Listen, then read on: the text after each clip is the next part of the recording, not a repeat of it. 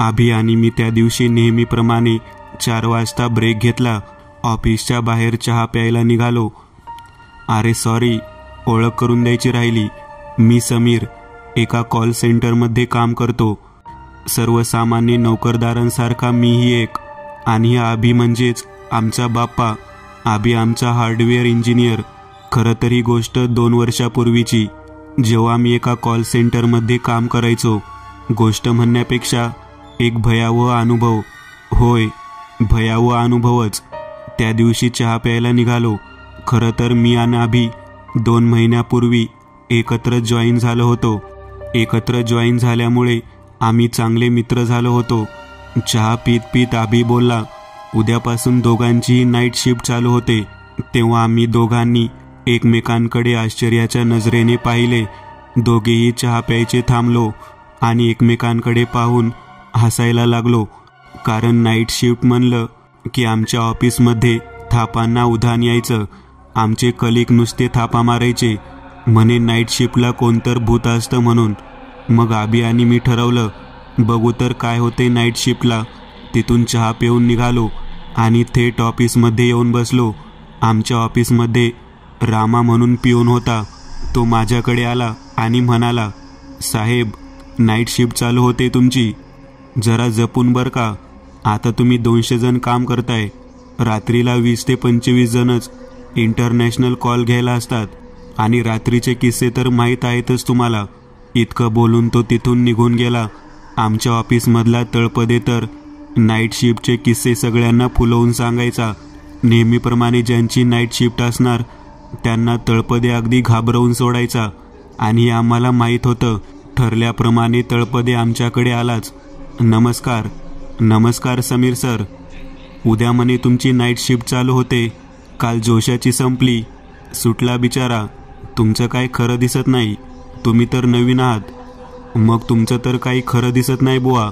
मला त्यांच्या बोलण्यावरून थोडं हसू तर थोडं टेन्शन आल्यासारखं होत होतं. कारण नाईट शिफ्ट करणाऱ्यांमध्ये बऱ्यापैकी सर्वांना या गोष्टीचा अनुभव होता. त्यामुळेच बहुधा मला टेन्शन आल्यासारखं होत होतं. आम्ही दोघे उद्याच्या दिवसाची वाट पाहत होतो आणि ती रात्र आली. ऑफिसमधल्या भूतांच्या चर्चेसाठी आम्ही उत्सुक होतो. ठीक 7 वाजता आम्ही ऑफिसमध्ये पोहोचलो. बहुधा आम्हीच दोघे पहिले होतो. कर कर आवाज करत हळूहळू आभीने दरवाजा उघडला आणि आम्ही आत आलो आणि अख्ख्या ऑफिसचं दृश्य पाहिलं. आमच्या ऑफिसमध्ये एकूण आडव्या 4 विंग होत्या आणि 4 विंगमध्ये सेपरेट कॉटेजेस होते. 2 रिसेप्शनिस्ट टेबल होते बाहेर. आम्ही लाईट ऑन केली आणि आमच्या कॉटेजेसमध्ये जाऊन बसलो. आम्ही येऊन 2 तास झाले होते. रात्रीचे 9 वाजले होते तरी बाकीचे आले नव्हते. आम्ही दोघेच होतो. त्यामुळं मनात थोडीफार भीती होती. पण आमच्यासाठी ही गंमतच होती. कारण आम्ही या गोष्टीसाठी आम्ही जरा जास्तच उत्सुक होतो. तितक्यात अचानक लाईट गेली. पण न भीता आभीला मी कॅन्डल पेटवायला सांगितली. अख्ख्या ऑफिसमध्ये आम्ही दोघेच होतो. तितक्यात दरवाजाचा आवाज आला. आभी हळूहळू कॅन्डलला घेऊन कोण आहे हे पाहण्यासाठी पुढे येऊ लागला. त्यावेळेस फक्त आभीच्या पायांचा आवाज येत होता. आभी अगदी जीव मुठीत घेऊन पुढे पाऊल टाकत होता. पण तिथे कोणीच नव्हतं. पण दार उघडं होतं. जे दार मी स्वतःच्या हाताने लॉक केलं होतं. आता मात्र मी पुरता घाबरलो होतो. इतक्या उशीर गंमत चालू होती. पण आता मी आभीला घरी निघूया म्हणून हाक दिली. तितक्यात धाडकन दार बंद झालं. आभी तिथून पळून येऊन माझ्या शेजारी बसला. समीर समीर म्हणून घाबरून ओरडू लागला. आता काय करायचं हा प्रश्न आम्हा दोघांना खूप सतावत होता. आम्ही दोघे तिथेच बसून होतो. घाबरून एकटक पाहत होतो. आता काही खरं नाही असेच विचार चालू होते. मी तर रामजपच चालू केला होता. तितक्यात एक पेपर उडून आमच्या समोर येऊन आधांतरी थांबला. आभी समीर म्हणून हाक मारू लागला. तो पेपर आमचा पाठलाग करू लागला. आम्ही पेपरच्या पुढे आणि पेपर आमच्या मागे. पेपर वाऱ्याने उडतोय असं म्हणलं तरी लाईट गेली होती. पेपर वाऱ्याने उडतोय असं मानलं तरी लाईट गेली होती. फॅन AC बंद होते. ऑफिसच्या खिडक्या बंद होत्या आणि पेपर अधांतरी तरंगत होता. पळत पळत आम्ही एका कोपऱ्यात भिंतीला टेकून पडलो आणि तो पेपर हळूहळू तोंडाजवळ येऊ लागला. आणि अचानक बायकोने चेहऱ्यावरचं पांघरून काढलं. बायको म्हणाली, "अहो काय झालं? इतके घामाघूम का झालाय? वाईट स्वप्न पाहिले का?" मी होकारार्थी मान डोलावली. "आज ऑफिसला जायचं नाही का?" तिनं विचारलं. मी शांत आणि घाबरट आवाजात बोललो, "आज नाईट शिफ्ट आहे." आणि एकटक पाहत विचारमग्न झालो. त्या स्वप्नामुळे मी पुरता हालून गेलेलो. बाथरूममध्ये जेवण करताना सगळीकडे ते स्वप्नच आठवत होतं. मी राहून राहून त्या स्वप्नाबद्दल विचार करत होतो. तितक्यात आबीचा फोन आला. त्यालाही स्वप्न पडलं होतं. मी सांगण्याच्या आत त्यानेच त्याचं स्वप्न सांगितलं आणि आश्चर्याची गोष्ट, आम्हा दोघांना सेम स्वप्न पडलं होतं. ह्या सर्व गोष्टींवरती आमचा अजूनही विश्वास नव्हता. त्यामुळं नाईट शिफ्टबद्दल आम्ही खूप उत्सुक होतो. अखेर तो क्षण आलाच. त्या रात्री 7 वाजता आम्ही दोघे एकसाथ ऑफिसला आलो. नाईट शिफ्टला अगोदरपासूनच 10-1 लोक आले होते, जे आधीपासूनच नाईट शिफ्टला होते. सर्वांशी ओळख झाली. माझ्या विंगेत माझ्या कॉटेजला मी एकटाच होतो. 7 ते 9 मी काम केलं. 9:30ला जेवणाचा ब्रेक झाला. जेवण करून झाल्यावर मी पुन्हा एकदा माझ्या कॉटेजला येऊन बसलो. तितक्यात एक सुंदर मुलगी माझ्या शेजारच्या कॉटेजला येऊन बसली. मी जरा खुशच झालो, कारण अख्ख्या ऑफिसमध्ये तीच तेवढी भारी दिसायला होती आणि ती माझ्या शेजारच्या कॉटेजला बसायला आहे हे पाहून मी अजूनच खुश झालो. इंटरनॅशनल कॉल मोजकेच यायचे, त्यामुळं निवांत वेळच खूप जायचा. राहून राहून तिनंच मला विचारलं, "मी इथं तुम्हाला पहिल्यांदाच पाहते." मी चाच पडतच बोललो, हो, मी नवीनच जॉईन झालोय." ती बोलली, "बाय द वे, तुम्ही मला इतरांपेक्षा खूप वेगळे वाटला." मी लाजत लाजत तिच्याशी बोलायला लागलो. आम्ही एकमेकांशी खूप गप्पा मारल्या. एकाच दिवसात आमची खूप ओळख झाली. 2 वाजण्याच्या सुमारास कामातून थोडा ब्रेक घेऊन ऑफिसच्या टेरेसवर चहा घेऊन आलो. तिथे सुद्धा खूप वेळ घालवला. तिचं नाव होतं मंदाकिनी रेगे. दिसायला एकदम स्मार्ट, भारी. तिच्याकडे पाहून लग्न करायची जरा घाईच झाली असा विचार माझ्या मनाला सतावत होता. ती खूपच छान होती, अगदी इतरांपेक्षा वेगळी. 3-4 वाजण्याच्या सुमारास जागरणाची पहिलीच वेळ असल्यामुळं माझं डोकं दुखायला लागलं. तिला कळताच तिने मला लगेच डोकेदुखीवरची गोळी दिली. ती खूपच माया आणि काळजी करणारी होती. पण पहाटेच्या सुमारास चुकून माझी झोप लागली असताना ती निघून गेली. पण जाताना मात्र माझ्या मोबाईलच्या खाली ती एक मेसेज सोडून गेली, "सॉरी, मला जावं लागतंय घरी. तुम्ही झोपला म्हणून तुम्हाला उठवलं नाही." एकंदरीत ती मला खूप भावली होती. तितक्यात आभी भेटला. त्याला मी हे सगळं सांगितलं. उद्या आभीला तिला भेटवायचं ठरवलं. डोक्यात फक्त तिचेच विचार घेऊन 7 वाजता मी घरी निघून आलो. पण हे सगळं असताना त्या भूताच्या गोष्टींकडे आमचं दुर्लक्ष झालं.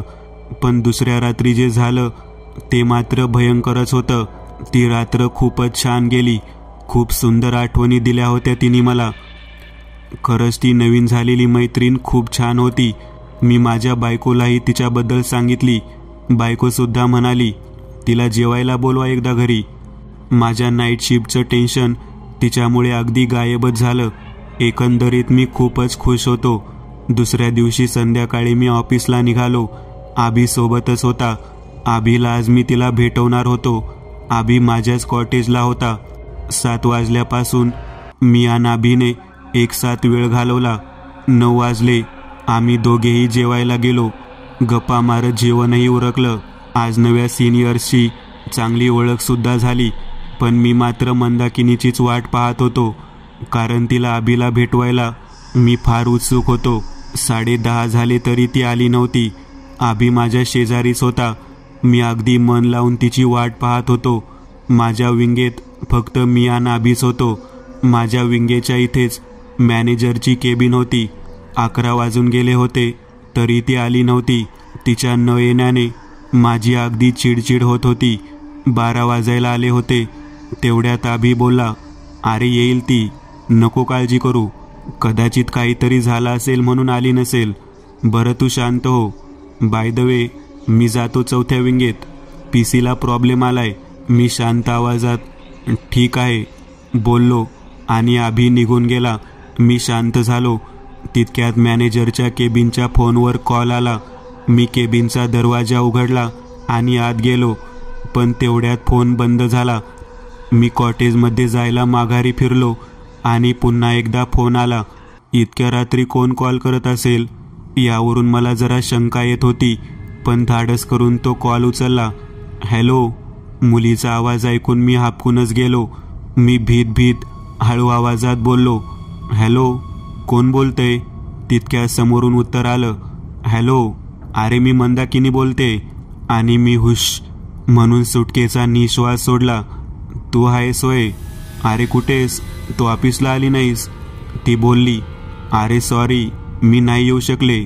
मला जरा काम लागलं म्हणून कॉल करून सांगावं म्हणलं. मग आम्ही अर्धा तास गप्पा मारल्या. तेवढ्या शंकेच्या नजरेने पाहत आबी केबिनमध्ये आला आणि घाबरून विचारू लागला, कोणाशी बोलतोय? मी माईकवर हात ठेवून बिनधास्तपणे बोललो, अरे मंदाकिनीशी बोलतोय. आणि त्यानंतर जे त्याने दाखवलं त्याने माझ्या पायाखालची जमीनच सरकली. फोनची वायर अगोदरपासून काढलेली होती. फोन बंद असून फोनवरती कॉल आला होता. आता आम्हा दोघांनाही घाम फुटला होता. मी हिम्मत करून माईकवरचा हात काढला आणि तिच्याशी बोललो, हॅलो मंदाकिनी. हा बोल ना समीर. मला काय बोलावं काही सुचत नव्हतं. बोबडीच वळाली होती.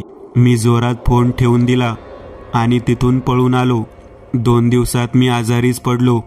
काही खोटे वाटणारे अनुभव स्वतः अनुभव घेतल्याशिवाय खरे वाटत नाही. मात्र ते अनुभव मिळाल्यावर मात्र बस. मित्रांनो, आज पुरतं एवढंच. तुम्हाला जर काही गोष्ट आवडली असेल तर नक्की लाईक करा.